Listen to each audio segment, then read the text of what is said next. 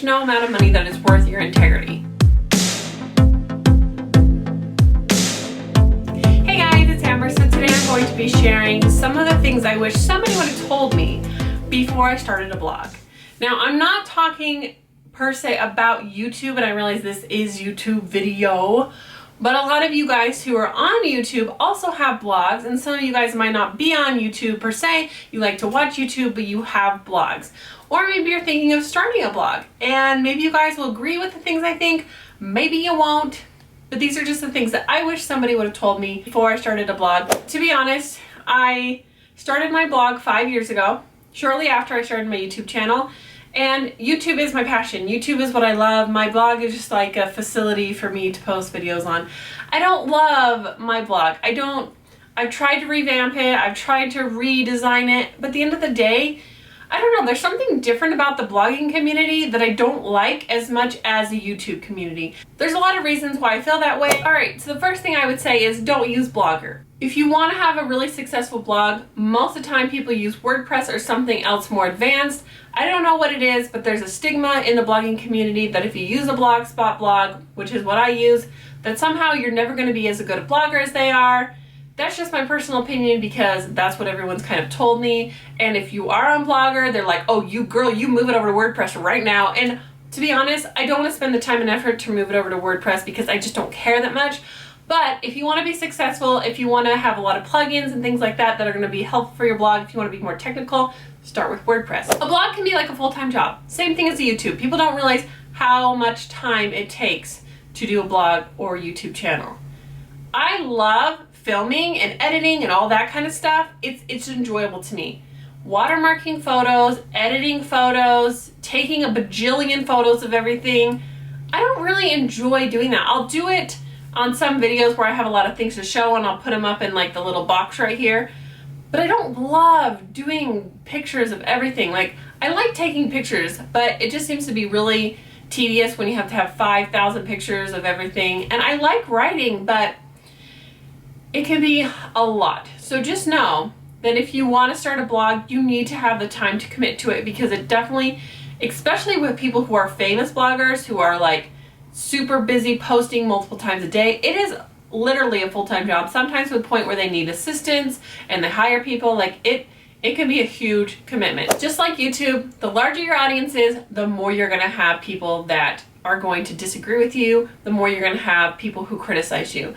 And part of the reason why I don't show my kids a lot on YouTube is just because I want to make sure that that doesn't become a distraction from what I'm trying to do. And I would hate for someone to say something negative about my kids when they're just innocent little children. They don't deserve to be attacked. But I watch people and they post these pictures of their kids and they're like criticizing how they're mothering. They're criticizing this, they're criticizing that. And it's just like, whoa. I mean, I understand that we put ourselves out there on the internet, but that doesn't mean that you just get to say whatever you want to say to somebody and just have it be okay.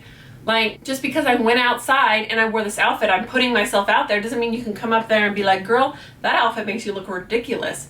Okay, I put myself out there, so I should be open to criticism, but teach their own. But yeah, the larger you are, the more criticism you're going to get. And if you're going to be a successful blogger, you have to be able to take criticism point blank. You have to ignore it, block it, delete it, whatever you need to do, but realize that the more you grow, the more you're gonna have people who, one, just don't like you, two, just don't have anything else better to do, or three, are jealous and so they're just trying to bring it down. Okay, next.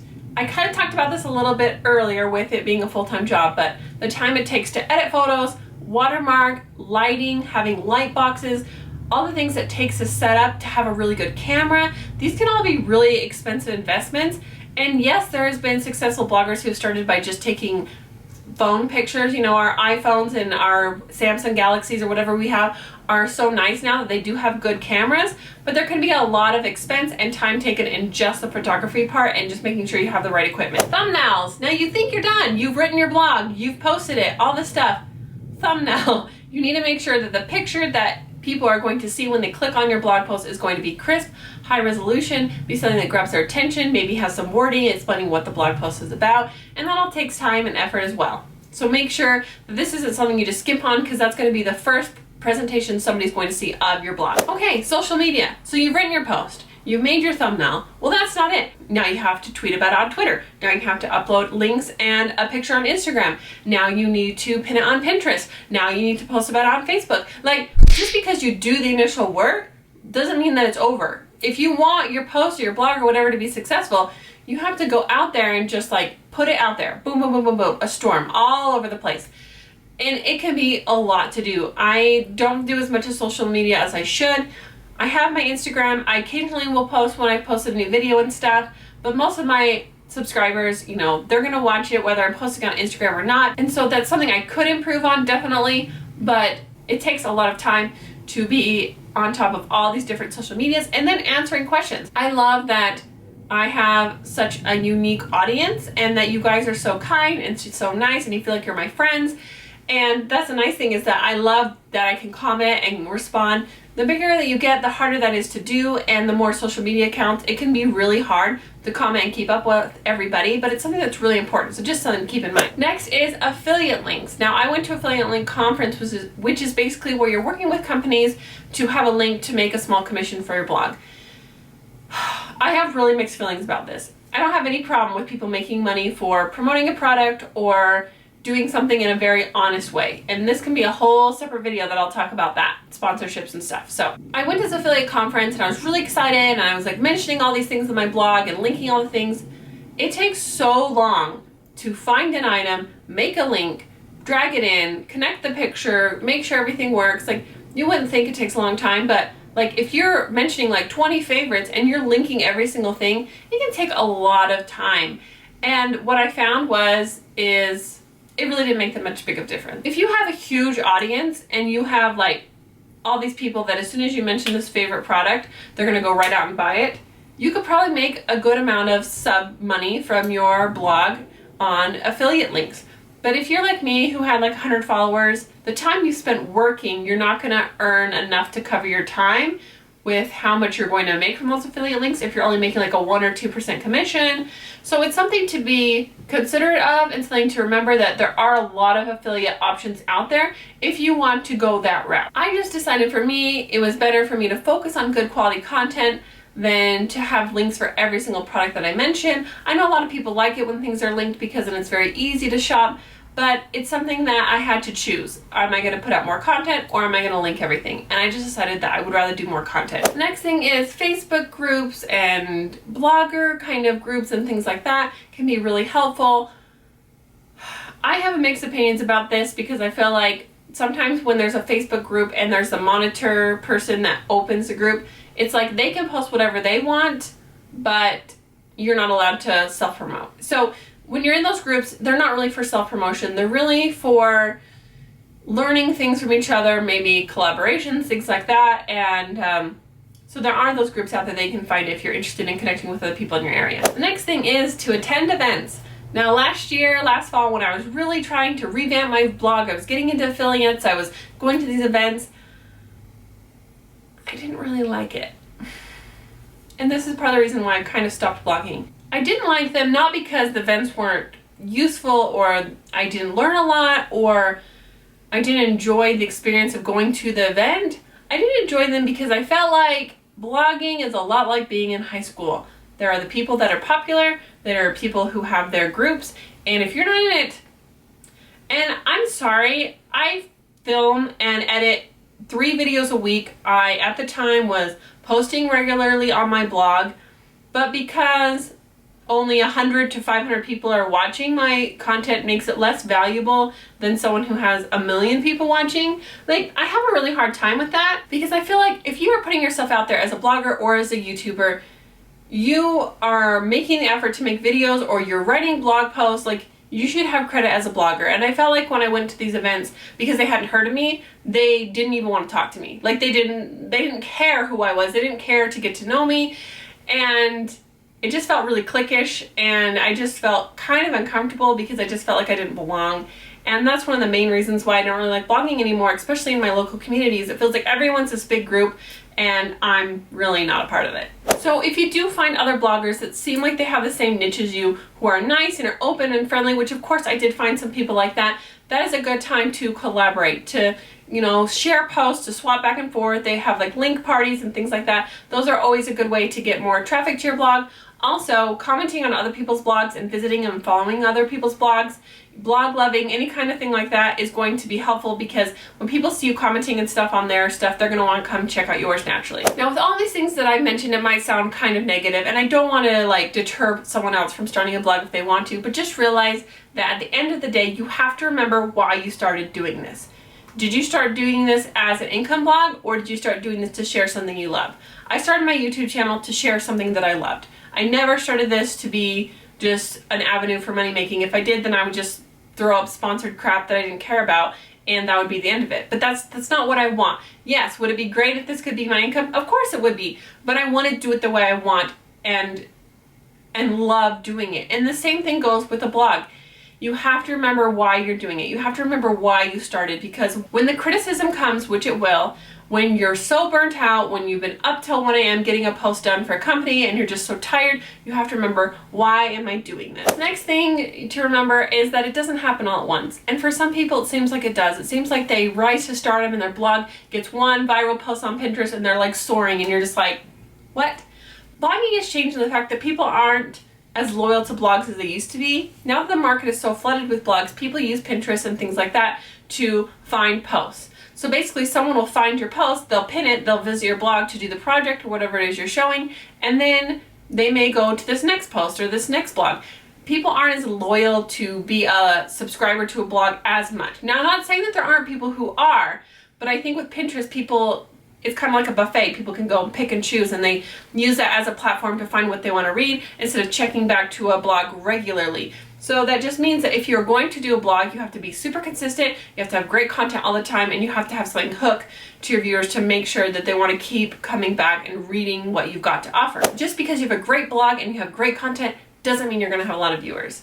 I know, I feel like I try really hard to put out great videos. I feel like my content is just as good as some of the people that have hundreds of thousands of subscribers, but at the end of the day, it doesn't mean that just because you have great content, you're going to have a ton of followers. A lot of it is about social media. A lot of it is about exposure. A lot about it is personality, just someone who connects with you or not. So just remember that you can build it. They say you build it and they'll come, but there's so many bloggers out there now that you really have to do something unique to stand out, because you can have great content and just get lost in a wash of other millions of bloggers. Now, don't let anyone tell you that you can't do it. And that includes me. That includes everything I'm saying right now. If you want to be successful at anything, don't let anything stop you. Bottom line. Okay, so I've told you many reasons why I've stopped kind of blogging, but the main reason why I don't like blogging is I don't know HTML. I am totally fine with filming, with editing. I've learned more about these funky transition-y things and like filters and green screens and all this stuff. That's fun to me. You put an HTML code in front of me and my brain wants to shut off. Like, it's like, whoop! And there's a lot of people that have gone to school for this kind of thing, and there's a lot of people that are just naturally good at it. There's a lot of people who go online and just learn a bunch of stuff. And I read that stuff about how to make your own background and import it, and I'm like, so if you want to be successful in blogging, do some research, take a class, do whatever you need to do, but learn about HTML or whatever else is out there for the different websites. I know I don't know a lot about that, so I might be saying the wrong terminology, but you have to know coding and those kind of things. So when you're formatting like your blog posts and your photos and stuff in all your backgrounds, like all that stuff has to have codes. And so if you know how that works, it makes your job much easier. Okay, the next one is a huge one, and this is kind of a sensitive subject for me today because somebody kind of left a comment referring to the fact that I had my lighting just so to make my eyeshadow look different than it was, and I was cheating or blah blah blah. And I'm like, do you really think I'm going to take the time to make a video to deceive people into thinking that one side of my makeup looks good and one side looks bad by using tricks of lights? Like, honestly, whatever. But this leads into the thing of being honest. My main goal on my channel has always been to be honest. I have had opportunities from other companies, and there was things that they wanted me to do or say that I'm like, no, I don't even respond. I never want to promote something that I don't use. I don't want to make a video about something that I don't like, that I'm not going to be willing to use on myself. That's just, to me, that just doesn't make sense. And so you need to be honest. If you were just in there just throwing out sponsorships and throwing out products that you don't even really know or care about, people are going to be able to see. They're going to see that you're not genuine. And so if you want to have a good audience that is loyal to you, make sure that you are honest about what you're saying. I mean, if I review a product and I don't like it, I'm going to say I don't like it. Most of the products that I review that are sent to me, I do like, because if I don't like the product, I don't have it sent to me, or I do research on the product before I use it, or if I didn't like it, I could just tell them, hey, this didn't work for me. Make sure that you're honest, because there's no amount of money that is worth your integrity. So if you want to work with a company and get a sponsorship, there are a few things you need to know. Is one, most companies have a subscriber or follower count that they're looking for to work with you personally. They might say, hey, we want so many page views a month, we want so many views a month, we want so many followers, we want this many followers on Twitter, Instagram. All these things are really important. So what they do in the blogging world is called a media kit. And what this basically is putting together a brag sheet of what your social media and your YouTube and your blog, all that stuff combined, what it basically makes your worth.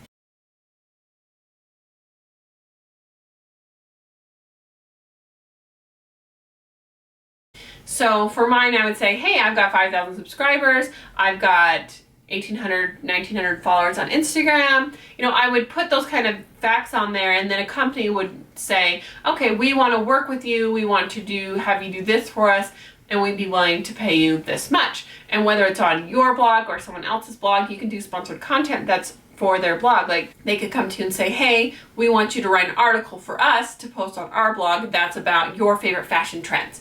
You know, it wouldn't necessarily be something of theirs you're promoting, but they just want to have this outside source come in, write about your favorite fashion trends, and da-da-da, there you go. So the last thing I want to talk about is fashion bloggers. I have no problem with fashion bloggers. I like fashion. I have dabbled in lookbooks and I do hauls and these kind of things, but by no means do I feel like I'm any sort of model. I do not have a model-esque body. In fact, that's why I feel like it's important for me to do these kind of things, because like I've been open about my size. Like, I'm 5'10", I wear a size 10. In the fashion world, that would be considered plus size, but whatever. I don't think I'm a plus size person. I think I'm a normal person. That's what I think. I just think I'm normal. The thing I've noticed with fashion is if you are gonna label yourself a fashion blog, you need to be dressing in high end. You need to be buying outfits all the time. You need to have professional photographers take your photos. Like, it is like a whole other section, subculture that, you know, I'd say, hey, I remember I have a blog about beauty and fashion. Like, oh, you're a fashion blogger, huh? What kind of shoes are those?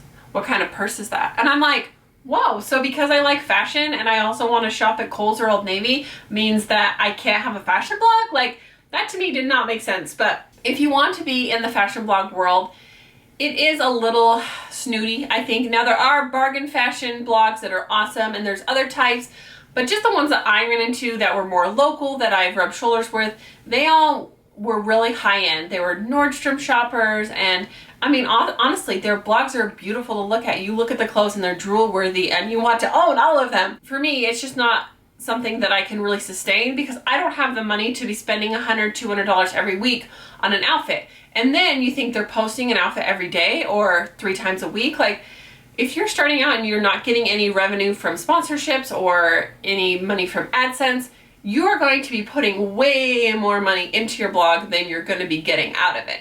So something to consider if you're thinking about going to the fashion world. That I do think it's very difficult and competitive, and some of the girls are popular because they're just straight up gorgeous. Like, they are gorgeous, they have beautiful bodies, and they have beautiful clothes.